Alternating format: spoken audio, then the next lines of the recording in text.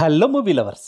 Trigun Deepsika hero హీరోయిన్స్గా శ్రీకాంత్ అయ్యంగార్, సురేష్, పరుచూరి గోపాలకృష్ణ, శివకృష్ణ కీలక పాత్రలు పోషించిన కోర్ట్ రూమ్ డ్రామా ఉద్వేగం 2024 నవంబర్లో థియేటర్స్లో రిలీజ్ అయిన ఈ మూవీ ఇప్పుడు ఈటీవీ విన్ ఓటీటీలో స్ట్రీమింగ్ అవుతుంది.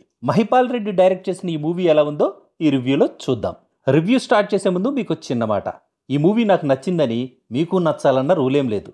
అలాగే ఈ మూవీ నాకు నచ్చలేదంటే మీకు కూడా నచ్చదని కాదు.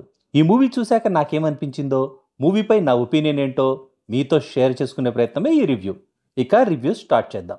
మీరు మీ ఫ్యామిలీతో చూడగలిగే ఈ మూవీ ఒక కోర్ట్ రూమ్ డ్రామా. ఈ movie duration just 2 hours 4 minutes only. మిగతా కోర్ట్ రూమ్ డ్రామా మూవీస్ కంటే ఈ మూవీ ఎందుకు డిఫరెంట్ అంటే, ఈ మూవీలో హీరో బాధితుల తరపున కాకుండా నిందితుడి తరపున కేసు వాదించడం. ఆడియన్స్ కొత్తగా ఫీల్ అయ్యే యాంగిల్ ఇది. Professional criminal lawyer Mahendra court వర్క్స్తో పాటు తన లవర్తో హ్యాపీగా లైఫ్ లీడ్ చేస్తున్న టైంలో ఒక గ్యాంగ్ రేప్ కేసు తన దగ్గరకు వస్తుంది.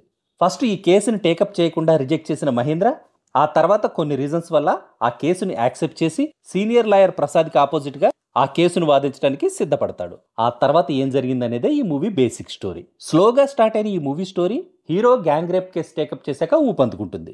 కోర్ట్ రూమ్ సీన్స్తో పాటు ట్విస్టులు కూడా ఇంట్రెస్టింగ్గా ఉన్నాయి. కానీ కొన్ని సీన్స్ మాత్రం మరీ సినిమాటిక్గా ఉన్నాయి.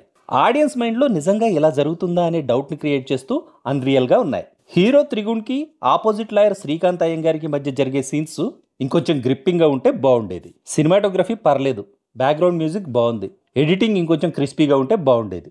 లాయర్ మహేంద్రగా త్రిగుణ్ యాక్టింగ్ ఇంప్రెసివ్గా ఉంది. హీరోయిన్ దీప్సిక తన యాక్టింగ్తో పాటు హీరోతో తన కెమిస్ట్రీ కూడా బాగుందని ఆడియన్స్ కనిపించేలా తన క్యారెక్టర్లో పర్ఫెక్ట్గా సెట్ అయింది. హీరోకి ఆపోజిట్గా వాదించే లాయర్ ప్రసాద్గా శ్రీకాంత్ అయ్యంగార్, హీరో త్రిగుణ్ గురువుగా పరుచూరు గోపాలకృష్ణ, పోలీస్ క్యారెక్టర్లో సీనియర్ యాక్టర్ శివకృష్ణ తమ క్యారెక్టర్స్కి 100% జస్టిస్ చేయడానికి ట్రై చేశారు. సీరియస్గా సాగే ఈ కోర్ట్ రూమ్ డ్రామా మూవీలో జడ్జిగా వెటరన్ హీరో సురేష్ చెప్పే ఫన్నీ డైలాగ్స్ ఆడియన్స్కి రిలీఫ్నిస్తాయి. తన యాక్టింగ్ కూడా బాగుంది. ఫైనల్గా చెప్పాలంటే నాకైతే జస్ట్ యావరేజ్ అనిపించిన ఈ మూవీ ఓటీటీలోనే కాబట్టి కోర్ట్ రూమ్ డ్రామా మూవీస్ నచ్చే ఆడియన్స్ ఒకసారి ట్రై చేయొచ్చు. మిగతా ఆడియన్స్కి ఈ మూవీ పెద్దగా నచ్చకపోవచ్చు. That's all in this review friends. మళ్ళీ నెక్స్ట్ రివ్యూలో కలుసుకుందాం. Thank you for watching.